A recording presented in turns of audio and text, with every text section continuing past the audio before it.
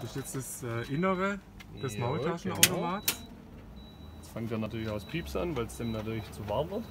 Was gibt es jetzt alles? Hier haben wir unsere 4er-Päckle im Maultaschen, also ganz normal, traditionell schwäbische Maultaschen. Im 4er-Pack, im 10er-Pack. Wir haben Spinat-Ricotta-Maultaschen im 10er-Pack, also vegetarische Varianten. Und haben dann unsere 4 Dosengerichte, Maultaschen mit unserer eigenen Currysoße, Maultaschen in Sauerbratensoße, den Maultaschen Fleischkäse und ganz traditionell auch Maultaschen in der Brühe.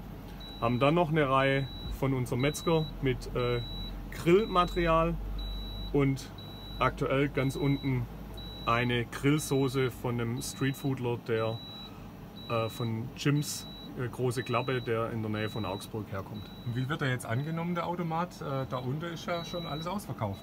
Ja, ja tatsächlich wächst es jetzt jeden Tag. Und ja, wir sind froh. Wir stellen fest, dass auch sehr viel in der Nacht gekauft wird und das ist ja auch genau das Ziel, weil tagsüber kann man ja am Stand kaufen. Und von dem her super. Ne? Wir sind da sehr gespannt, was da alles so noch so passiert.